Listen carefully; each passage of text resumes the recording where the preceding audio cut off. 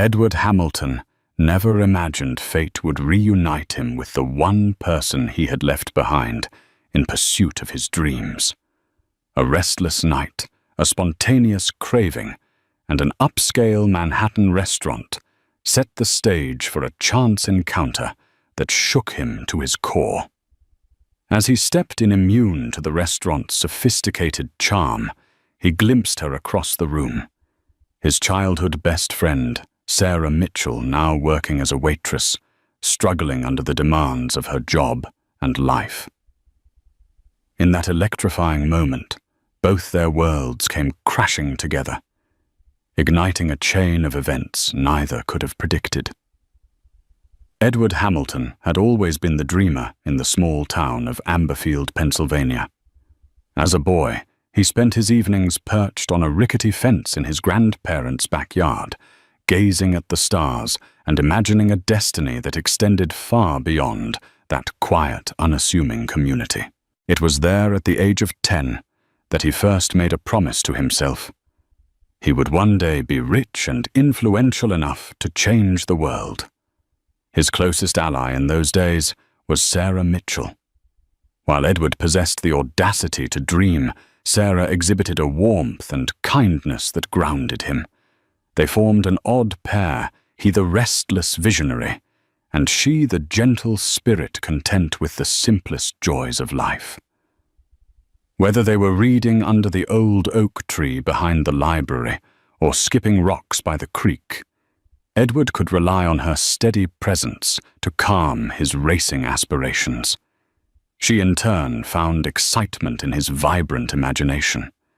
Yet life would prove to be complicated. When Edward was 13, his father, James Hamilton, lost his steady factory job, plunging the family into financial strain. As tension mounted in the Hamilton household, Edward watched helplessly. He witnessed his parents scrimp and sacrifice just to keep the heat on during winter. Deeply affected, he vowed to never allow financial hardship to dictate his future. Around this time, a serendipitous meeting with Jonathan Alvarez, a financial consultant visiting the town, sparked Edward's curiosity about finance and the stock market. Jonathan was a real wizard with numbers and had worked for a short stint at J.P. Morgan Chase, at one point meeting Jamie Dimon himself. Though it was just a fleeting conversation, it lit a fire in Edward. He started devouring books about investing, wealth building, and business strategy, determined to safeguard himself and those he loved from the vulnerability he was now witnessing. Sarah was never far from his thoughts. When Edward shared his lofty ambitions with her ideas of building a vast empire, partnering with influential leaders, and perhaps one day meeting legends like Warren Buffett, she would listen intently. Yet Sarah also cautioned him, "Money can open doors, but it can also shut off your heart if you're not careful." Those words stayed with him, forming a moral compass he carried into adulthood. Still, her gentle counsel didn't quell his feverish ambition. If anything, it intensified his desire. He wanted it all: wealth, power, and stability. But he was oblivious to the fact that the pursuit of these things might come at a cost. Their paths diverged after high school graduation. Edward, armed with a full scholarship to the Wharton School of the University of Pennsylvania, left Amberfield behind. Sarah, who had always dreamed of becoming an elementary school teacher, stayed closer to home. She took care of her ailing grandmother who was suffering from advanced Alzheimer's. Despite her longing to study at a larger university, circumstances forced her to enroll at a nearby community college instead. What followed for Edward was a meteoric rise. In college, he was the student who secured prestigious internships, whether it was at Goldman Sachs or smaller hedge funds in New York City. With a keen intellect and an unyielding work ethic, he navigated those competitive environments, effortlessly impressing mentors and forming alliances along the way. Through Jonathan Alvarez's connections, he even landed a summer program at a boutique private equity firm, where his knack for reading the markets astonished seasoned veterans. By the time he graduated at 22, he had multiple job offers from prominent financial institutions. Eager to prove himself, Edward chose an aggressive hedge fund in Manhattan. He thrived in the high-stakes world of rapid deal-making and market speculation, soon becoming one of the firm's brightest rising stars. At age 27, Edward launched his own investment firm, Hamilton & Associates, attracting the kind of wealthy clientele most people only dream of. Between savvy real estate investments, equity stakes in tech startups, and a flair for strategic philanthropic partnerships, his name became a fixture in the city's elite circles. He had indeed achieved what he set out to do. He was no longer the anxious teenager fretting about overdue bills. And yet something was missing. He indulged in Manhattan's opulent nightlife, but found little satisfaction in its fleeting thrills. His relationships tended to be transactional. Long gone were the days of honest, heartfelt conversations, like the ones he used to have with Sarah under that old oak tree. He told himself that success necessitated sacrifice, and in all honesty, years had passed since he truly thought about Sarah. Once in a while, a memory would resurface, the echo of her laughter or the gentle reassurance of her presence.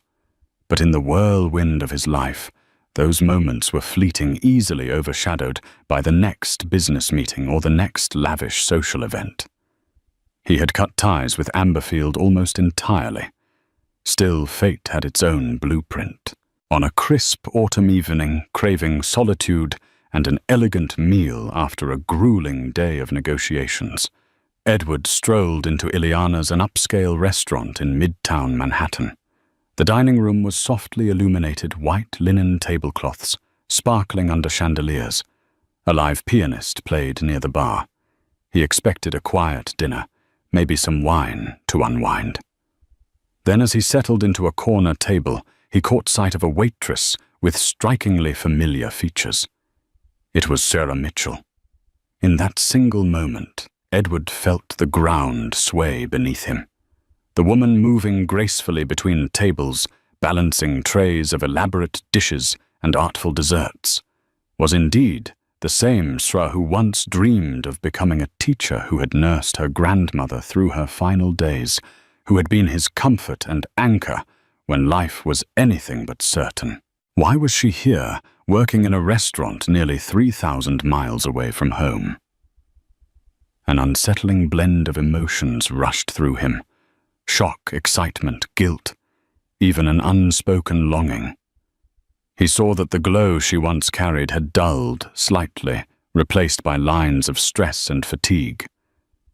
Yet when she politely turned to him, asking if he needed a menu, her features softened in recognition. Those same eyes that once beamed with kindness were now wide with surprise. Their worlds had collided again on this random night in a setting neither would have predicted. Whatever illusions Edward had, that wealth would shield him from life's unpredictabilities, evaporated in that instant. Edward had always envisioned a triumphant return to Amberfield, rolling into town with a luxury car and a resume of accomplishments. Instead, the reunion that mattered came unannounced, and in the middle of the city he'd adopted as home. Sarah stood beside his table, her cheeks tinged pink, as though she were unsure whether to embrace him or keep her professional composure. The hum of conversation and the clinking of silverware surrounded them, providing a backdrop to their silent astonishment. Breaking the tension, Sarah's lips curved into the shy smile Edward recalled from their youth.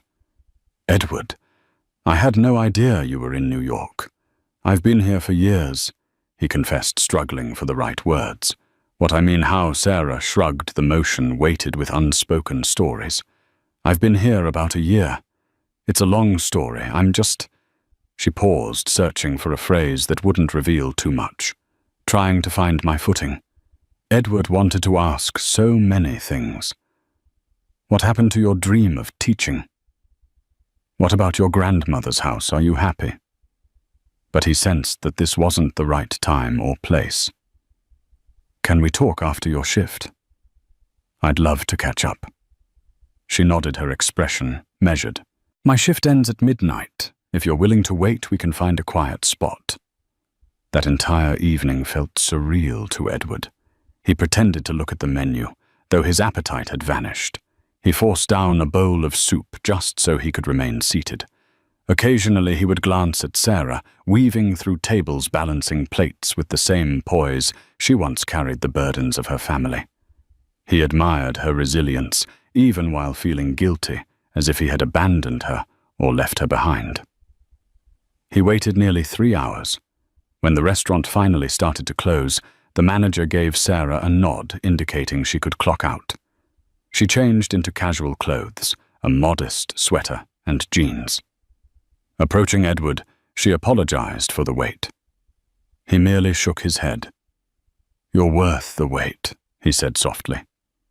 They stepped onto the Manhattan sidewalk, the city lights reflecting off the towering glass buildings. Even at midnight, the streets were crowded with cars, the honking and chatter weaving a chaotic symphony around them. Sarah crossed her arms. Sometimes New York reminds me of you, she said, half smiling. It never sleeps, always chasing the next thing. Edward motioned to a nearby cafe that was still open. Want to grab coffee? She hesitated, but nodded, and they found a corner table in the nearly empty cafe. Over steaming cups of coffee, they began sharing the condensed versions of their lives during the silent years.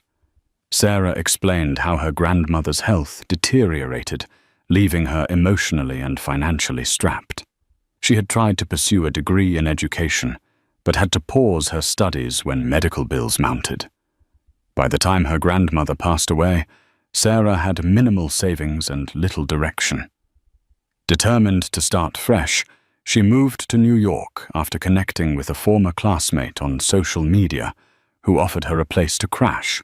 However, city life proved more challenging than she expected. Job prospects were scarce without a degree, and she hopped between part-time gigs before landing the waitressing job at Ileana's.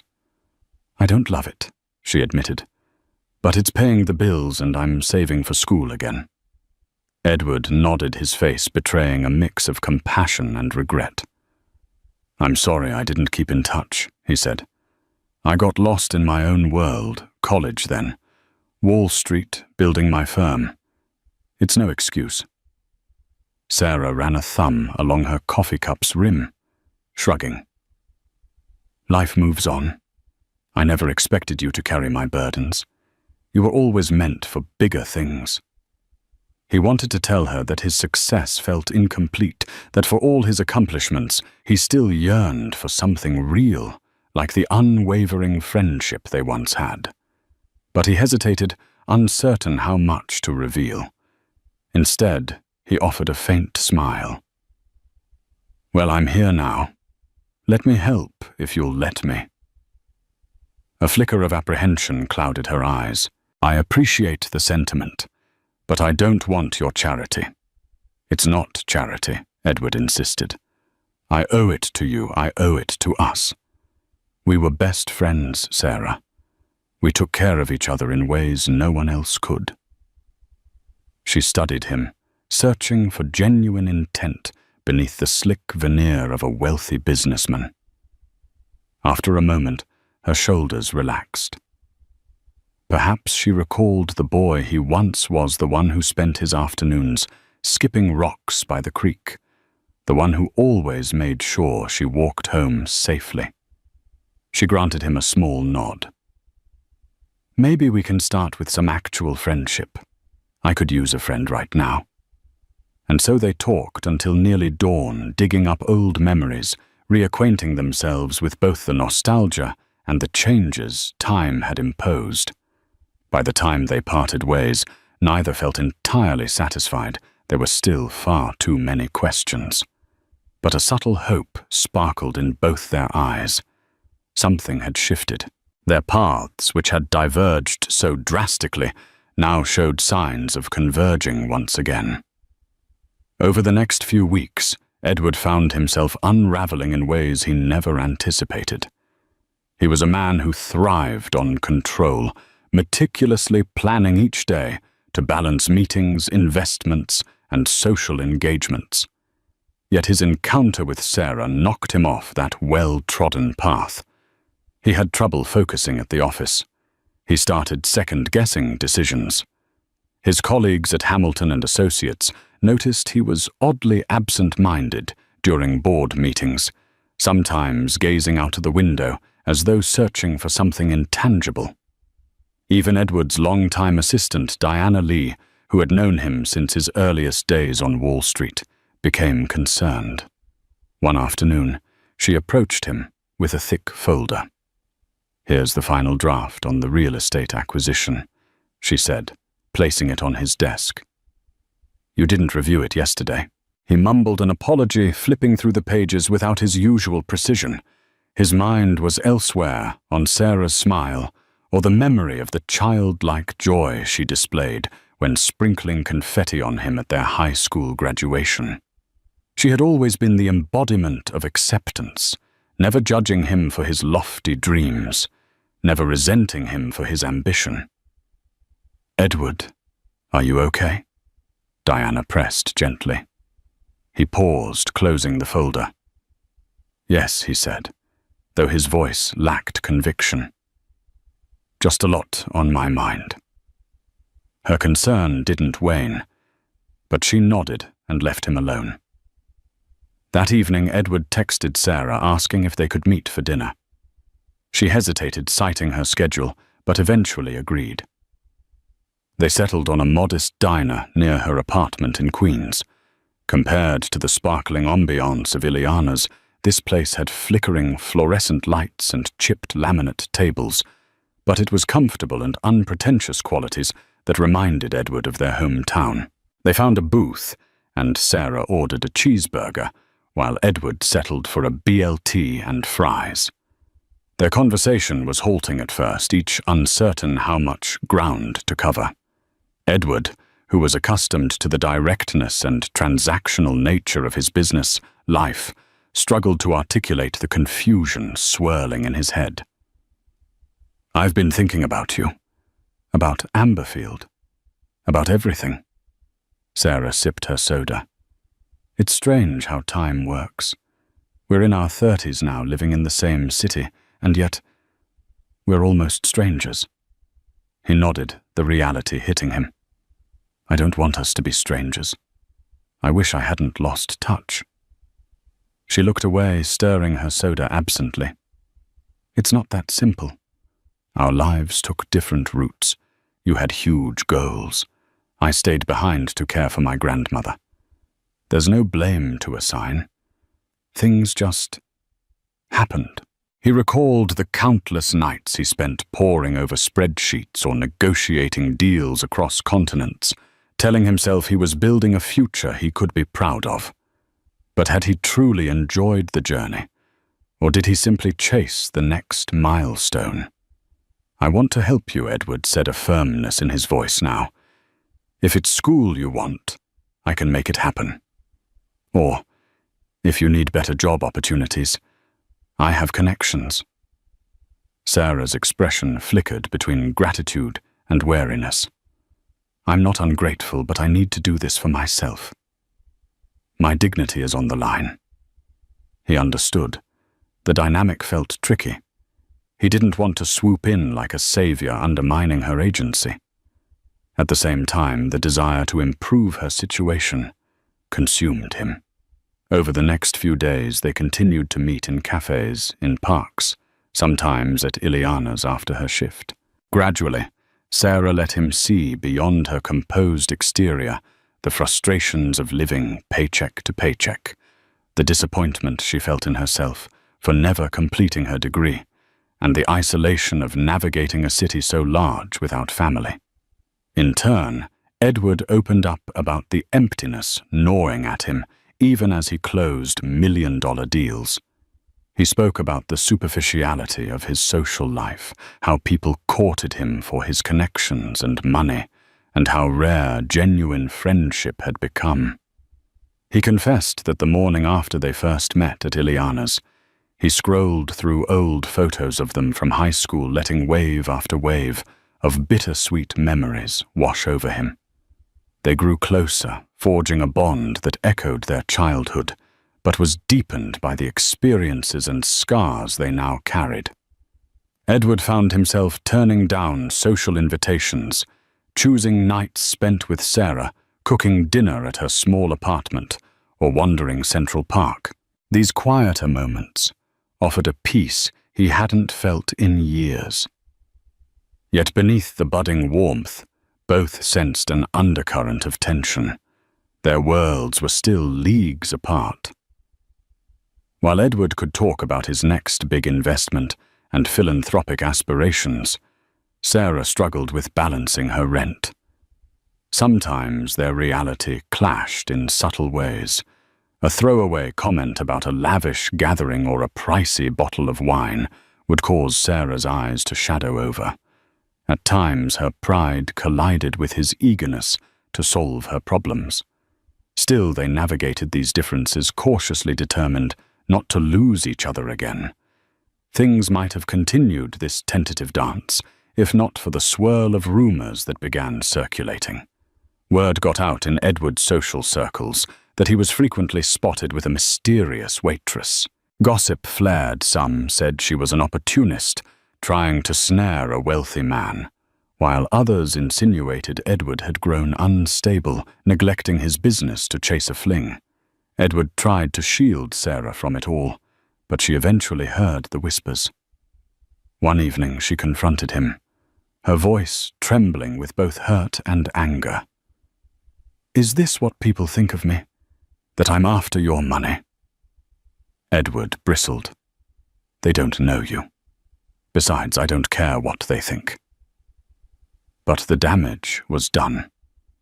The gossip forced them to acknowledge the brutal gap between Edward's life of wealth and Sarah's daily grind.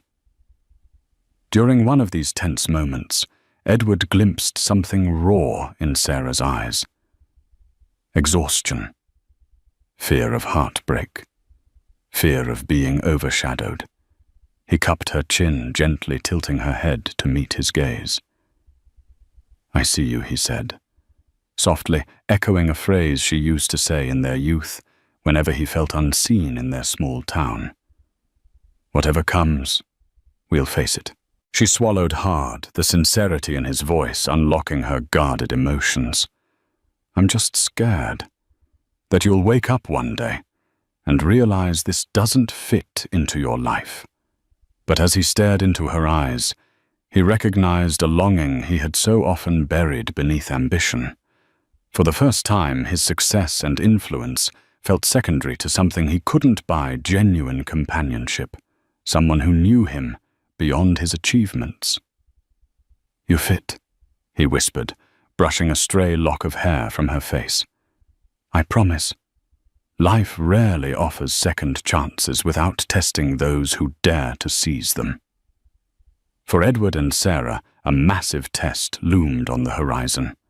As Edward worked to integrate Sarah into parts of his life, he also felt compelled to revisit Amberfield, the place where their friendship was first forged. The impetus came from a letter delivered to his office by a local lawyer. His childhood home was in danger of being foreclosed upon. Although Edward's family had long since moved away, the property remained under his father's name, James Hamilton, who had recently run into severe financial trouble. The letter revealed that James, who had relocated to Ohio years ago, was undergoing legal battles after defaulting on loans. The old Amberfield house, a humble ranch-style building with a peeling paint job and squeaking floors, was now entangled in the collateral.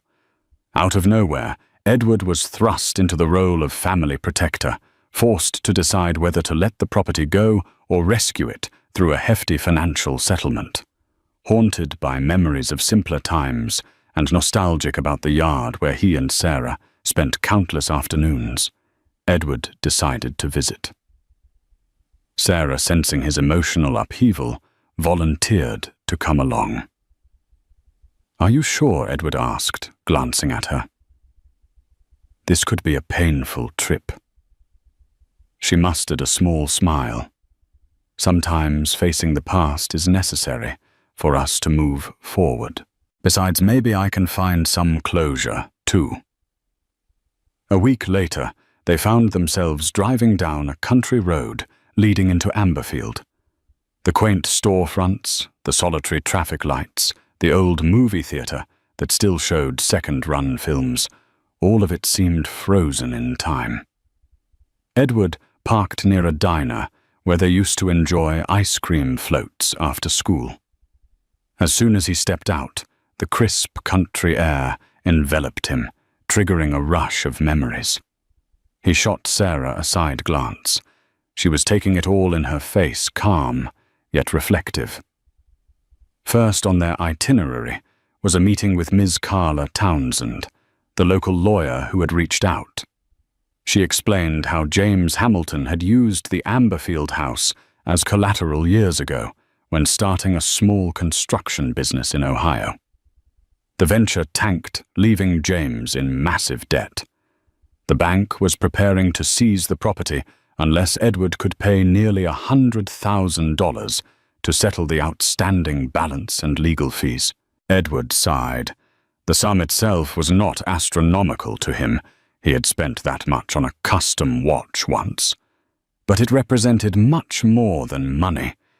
It was an emotional debt, a tangible link to a past he had willfully neglected. Sarah squeezed his hand in silent support. After the meeting, they made their way to the old house. Weeds choked the front yard. The gutters sagged and chipped paint exposed rotted wood. In the driveway, Edward stood silently, recalling how he used to race his bike in circles while Sarah cheered. They pushed open the creaky front door to find a dim interior. Sheets draped the furniture dust, motes dancing in the light, streaming through half-drawn curtains. Edward walked around gingerly, his eyes lingering on family photographs and tattered wallpaper.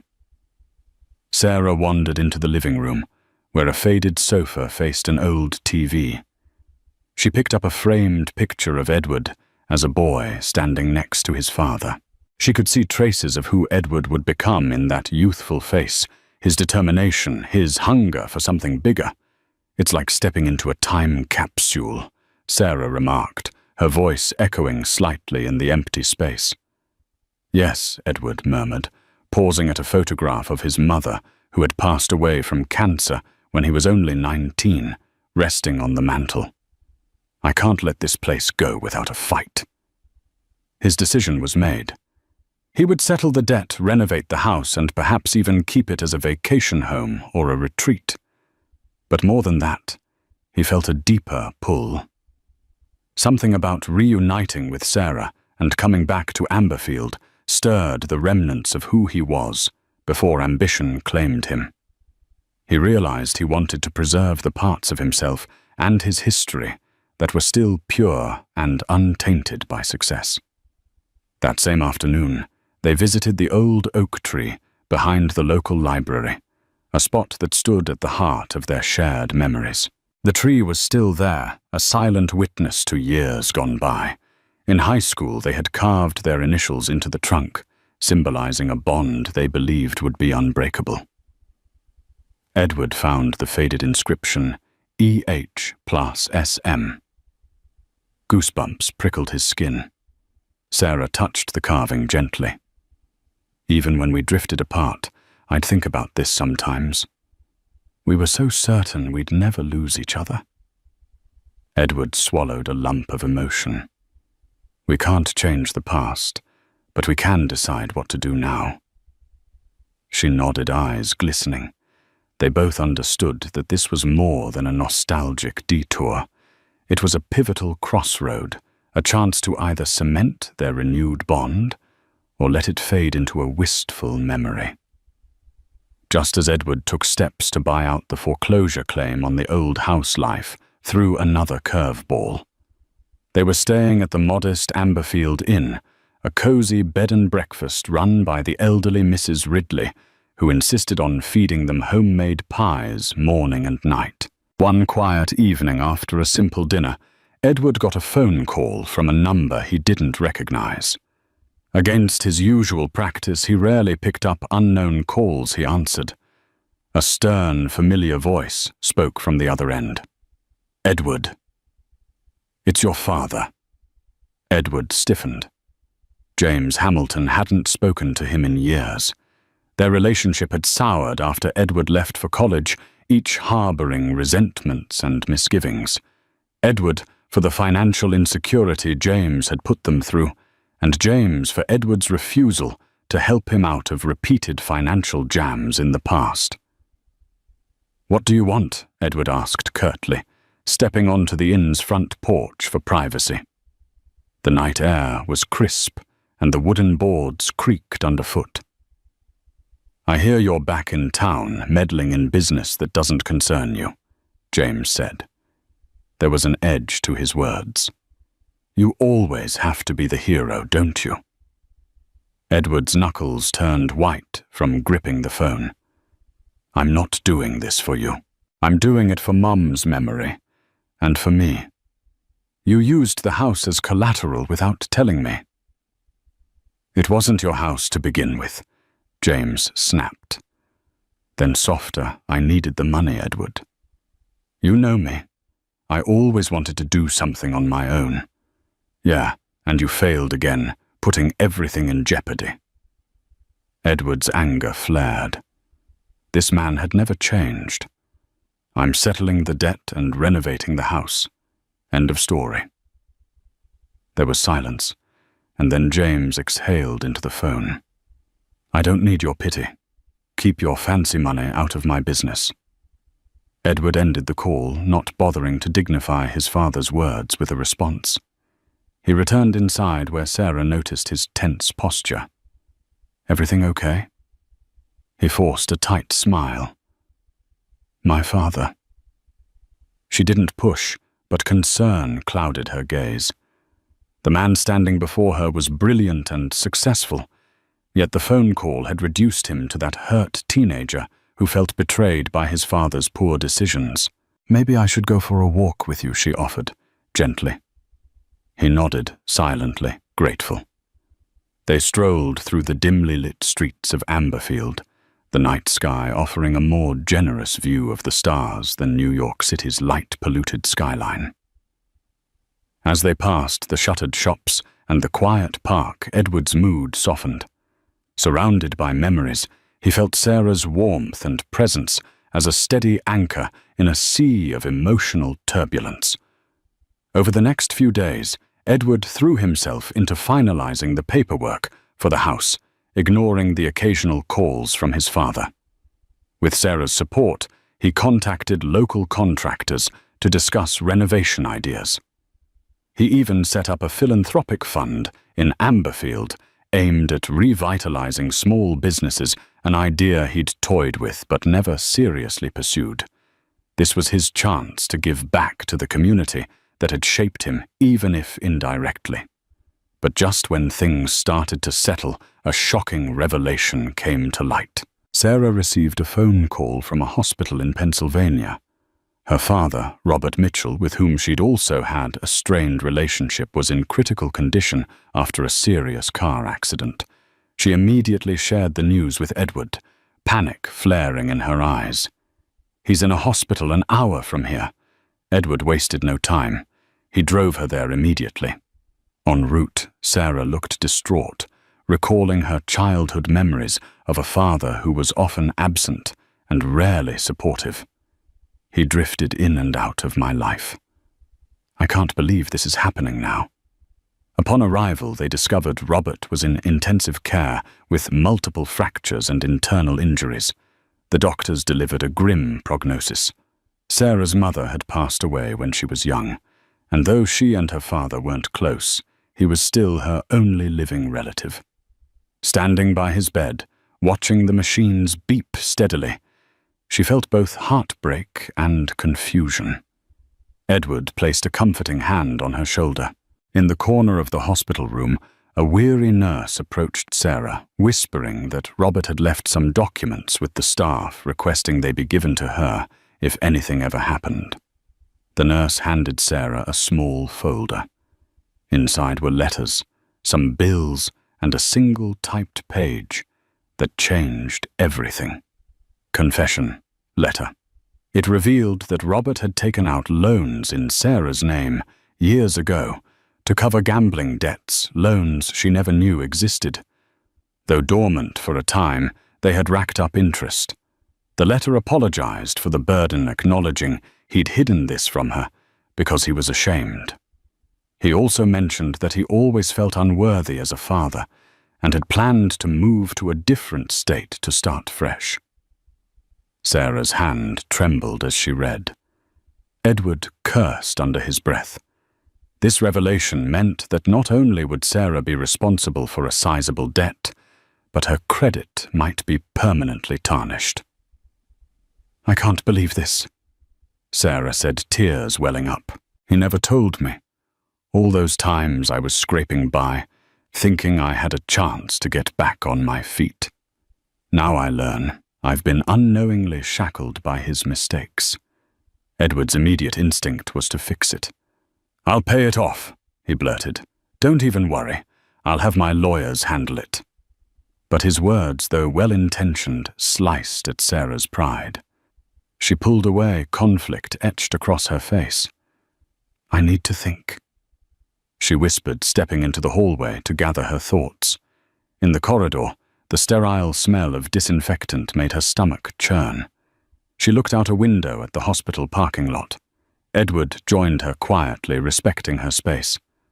"I'm sorry," he finally said. "This is all so sudden." Sarah wiped at her tears, turning to him. "I appreciate that you're willing to help, but it feels like my life is spiraling out of control. My father might die. I have these debts I never knew existed. I'm trying to rebuild my life. And now there's another blow." Edward nodded, feeling her turmoil. "You don't have to face it alone." She looked at him, her eyes filled with a swirl of gratitude, fear, and stubborn independence. "I know, but if I just let you sweep in and fix everything with your money, what does that make me?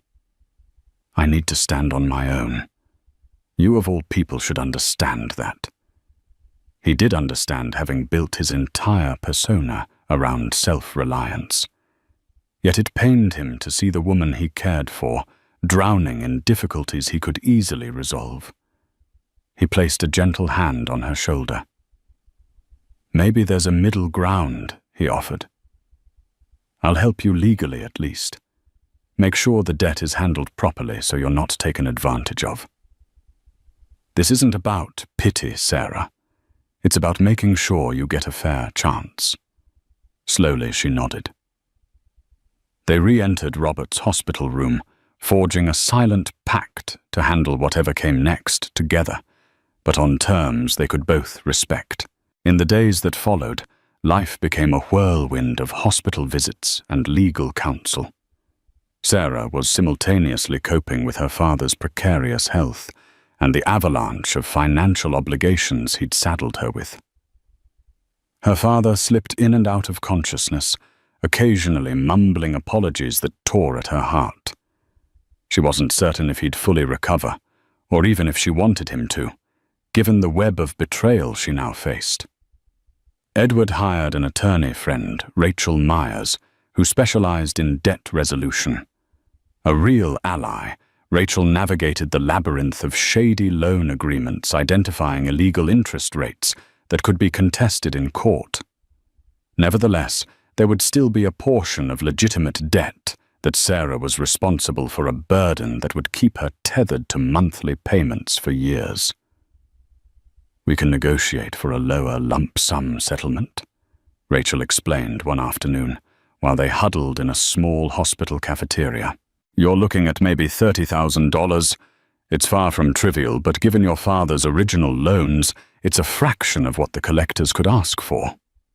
Sarah sighed, feeling overwhelmed yet slightly relieved. Her shift at Ileana's wouldn't even come close to covering such costs. and still she resisted letting Edward pay it off outright. "I'll figure it out," she insisted quietly, though she had no concrete plan. "I want to handle at least part of it myself." Edward reached across the table, gently placing his hand over hers. "We'll figure it out together," he corrected, soft resolve, anchoring his voice. "I can't stand by and watch you drown." She met his gaze, a flicker of vulnerability peeking through the fortress of her pride. "Thank you," she whispered, her throat tight. In that moment, the hospital bustle faded, and all she could see was Edward's compassion. Time passed in a series of tense, exhausting days. Robert stabilized, though he remained weak and bedridden. Occasionally he'd confess regrets to Sarah in broken sobs. She grappled with empathy for the man who gave her life and anger for the debts he'd hidden. Edward was an unyielding presence throughout, shuttling her to and from the hospital, cooking simple meals and urging her to take breaks whenever possible. Amid this turmoil, a new layer emerged between Edward and Sarah, feelings that neither could deny nor fully articulate. Quiet moments found them holding hands longer than usual. A shared glance sometimes conveyed more understanding than words could. One night, Sarah finally let the dam break. She and Edward were in the Amberfield Inn lounge, sipping tea by the flickering fireplace. The day had been brutal. Robert suffered a minor complication. Sarah spent hours going back and forth with doctors. Now exhaustion tugged at her every fiber. She glanced at Edward. His features softened in the warm glow. "I don't know what I'd do without you," she admitted, tears glistening. "Everything is chaos, but you're this steady force I never expected to find again." He set down his mug, gently tracing her hand with his fingertips. "You know, when I left Amberfield, I thought I'd find happiness in success. But now I realize I've been lonely. It's not just the business world or the city that tires me out. It's the absence of something real. Of someone real." She inhaled shakily. "I'm afraid to rely on you too much to become just another person in your life who leans on your wealth or your influence." His eyes bored into hers, sincerity emanating from them. "Sarah, I'd give it all up if it meant I could keep you. The money, the status, none of it compares to what we had and could have again." Moved by his words, Sarah closed the gap between them, resting her head against his shoulder. They stayed that way for a while, letting the crackling logs and the hum of the old inn envelop them. Quietly, Edward leaned down and brushed a gentle kiss across her forehead, tentative yet full of promise. The next morning, he proposed an idea. "Come back to New York with me. We'll handle your father's bills. We'll tackle the legal stuff, and you can enroll in a degree program. Let me help you find a better job. You don't have to be a waitress forever. You have so much more to offer." Sarah hesitated, heart pounding. She envisioned stepping back onto the crowded Manhattan streets, this time not as a struggling waitress, but as someone with renewed ambition and a partner who believed in her. "I want to complete my teaching degree," she said. That dream never died. He grinned. "Then let's make it happen." But before they could finalize plans, new drama emerged courtesy of Edward's father. James Hamilton arrived in town unannounced, setting the stage for a confrontational meeting at the old Hamilton house. They met on the overgrown lawn, tension simmering in the muggy air. James spotted Sarah standing beside Edward and scoffed.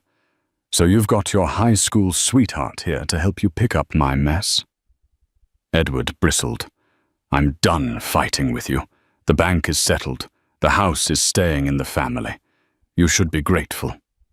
James sneered, arms crossed. "I know you want me to feel indebted." but I didn't ask for your charity." Edward sighed, drained by the man's intransigence. "Consider it a final gift, Dad. You can walk away free. I want nothing else from you." James spat on the ground, glaring. "So you rescue the house just to prove how rich and important you are now? You always thought you were better than me." Unable to contain his frustration, Edward's voice rose. "I never thought I was better. I just wanted a better life than the one you left me with, scraping by, watching you screw up over and over. It was your job to protect me. But all I remember is you making excuses." Sarah placed a soothing hand on Edward's arm, but he pulled away gently, turning his attention back to James. Something in his father's eyes dimmed. In a rare moment of vulnerability, James sighed, shoulders sagging. "I know I failed you," he muttered hoarsely. "I couldn't handle seeing you succeed when I never could. Maybe I'm just jealous." Edward swallowed hard. That flash of honesty from his father was so unexpected that he was momentarily speechless. "It didn't have to be this way," he finally said, voice trembling with decades of pent-up hurt. "I would have helped you, wanted to help, but you always chose pride over partnership." James said nothing, his gaze drifting to the broken porch steps. Silence thickened the air, broken only by the rustle of a passing breeze. Then, without another word, James turned and limped away, leaving father and son in the fractured aftermath of too many missed opportunities to heal. Sarah squeezed Edward's shoulder. "You did what you had to do. You saved the house, and maybe that's as much closure as you'll get." Emotion welled up inside him, but he inhaled deeply, releasing the tension in a shaky exhale. "Yeah," he said quietly. "Let's go home." Back in New York City, life took on a rapidly evolving shape for both Sarah and Edward. True to his promise, Edward used his network to help Sarah explore teaching programs. She initially balked at the idea of him paying for her tuition, so they compromised on a loan, an arrangement that would allow her to retain some financial independence while still benefiting from the immediate resources Edward could provide. Her father's situation stabilized enough for her to leave Pennsylvania without guilt, though she made arrangements to visit him monthly.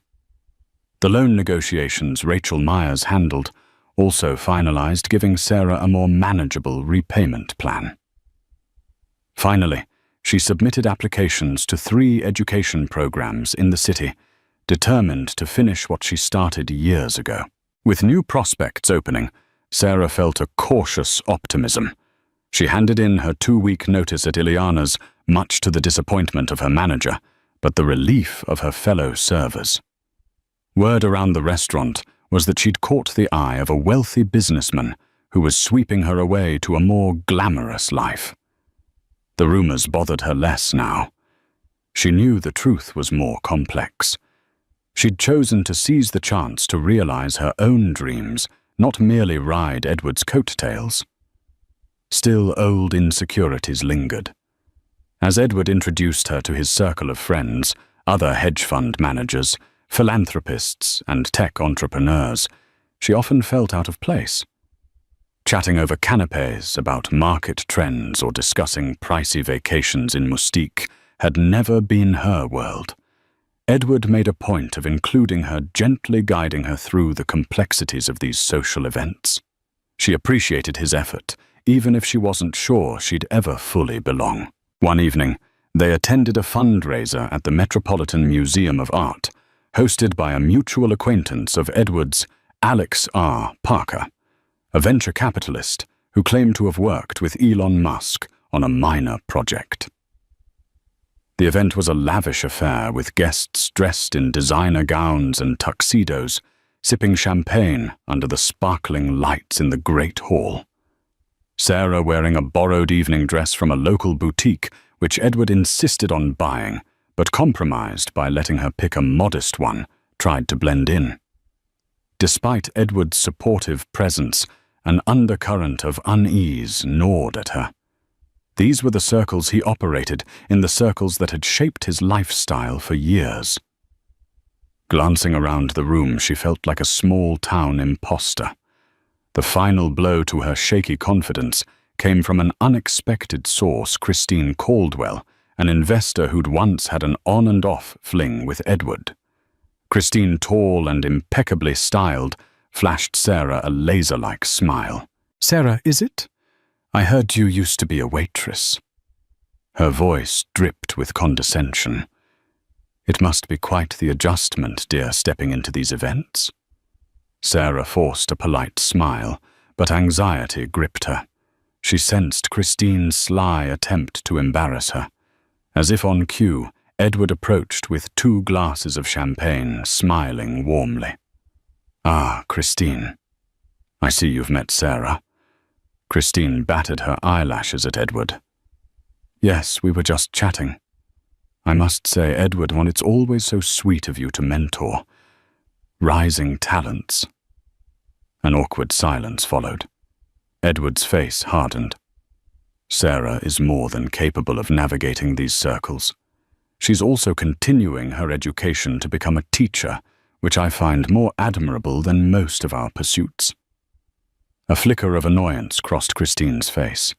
She feigned an apologetic smile and drifted away, leaving an uncomfortable tension in her wake. Sarah looked at Edward, eyes brimming with vulnerability.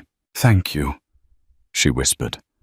Thankful he'd stood up for her, but troubled by how easily she felt out of place. He leaned in, pressing a reassuring kiss to her temple. "Let's get some air." They slipped onto a small balcony overlooking Central Park, the city lights stretching in every direction. The distant bustle reminded Sarah how large and unpredictable life had become. Leaning on the railing, she exhaled slowly. "I don't belong here." Edward slid an arm around her waist. "You belong wherever you want to be. Don't let people like Christine decide your worth." She swallowed the lump in her throat. It's not just Christine. It's the whole environment. The money, the power plays, the subtle digs at each other. I'm never going to feel at ease in this world. He considered her words, a look of understanding crossing his features. Then we'll build a world that suits us both, he said quietly. I'm not married to this scene, Sarah. Yes, I've done well here, but I've also grown tired of the superficiality. And besides, I'm exploring new paths, more philanthropic work, different investments. Life shouldn't be limited to black tie galas. He paused, brushing a strand of hair from her face. You are the best thing that's happened to me in a long time. I won't let snobs or social pressure ruin that. She opened her mouth to respond, but tears of gratitude fell instead. He drew her close, letting her sob quietly into his shoulder. For the first time in years, she felt cherished and protected, not by money, but by genuine devotion. Even amid the glamour of that fundraiser, their embrace on the balcony was the moment that truly sparkled. Over the next month, Sarah settled into an apartment closer to Columbia University, where she'd been accepted into a part-time teaching certification program. Edward backed her every step, encouraging her to maintain her independence, while offering support whenever the burdens grew too heavy. With the money left from her waitressing job, plus a partial loan from Edward, she was able to cover tuition and living expenses.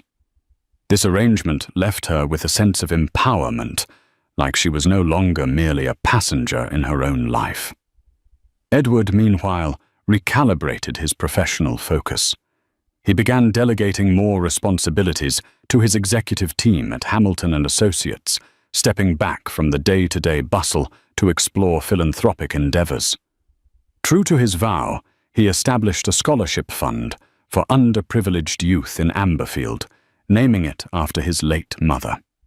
He also used the newly renovated Hamilton House as a community centre of sorts, collaborating with local leaders to provide resources for job seekers and small business owners. As Sarah's classes kicked into gear, she found her days loaded with lectures, study sessions, and classroom observations. The work was demanding, but she loved every moment spent learning how to encall and inspire young minds. One sunny afternoon, she sat in a library cubicle poring over lesson plans when Edward texted asking if she could meet him at the Riverside Park near campus. She arrived to find him waiting on a bench, the Hudson River shimmering behind him. He greeted her with a soft smile, offering to carry her school bag. They took a leisurely stroll along the path, the autumn leaves crunching underfoot. Sarah noticed he seemed unusually pensive, occasionally stealing glances at her with something akin to nervousness. After a few minutes, Edward stopped near a small clearing overlooking the water. He turned to face Sarah, taking her hands in his.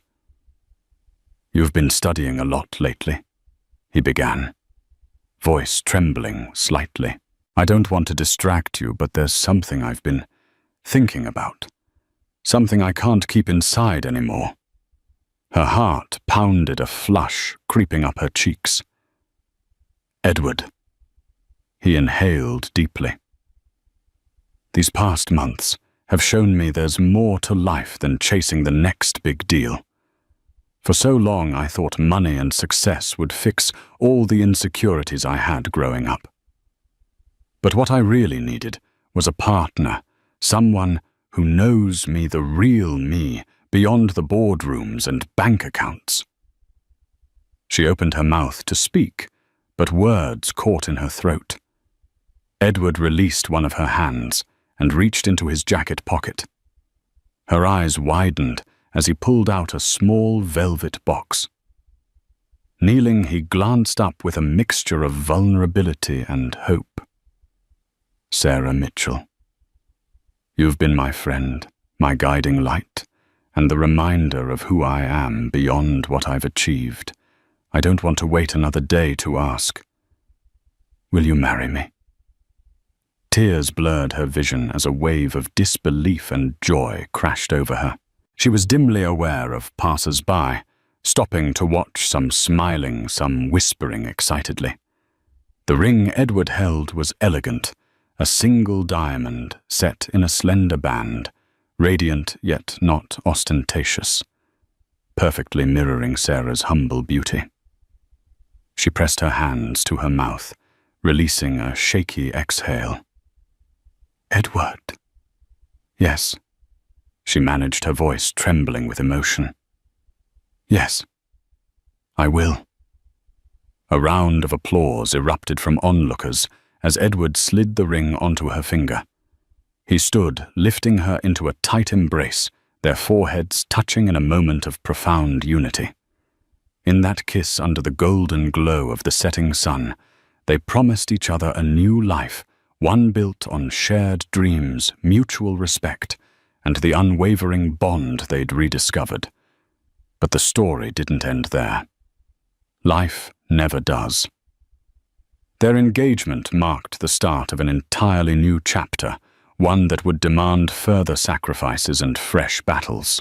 Yet as Sarah gazed at the ring sparkling on her finger, she felt a certainty she'd long believed, lost the conviction that despite every hardship, they had found their way back to each other, and that together they were unstoppable. Thank you for joining us on this deeply emotional journey of lost connections, rediscovered dreams, and ultimate renewal.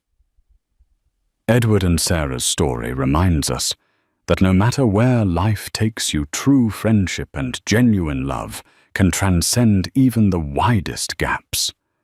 The childhood promise they forged beneath an old oak tree in Amberfield led them through personal trials, family heartbreak, and financial upheavals, only to unite them again stronger than ever.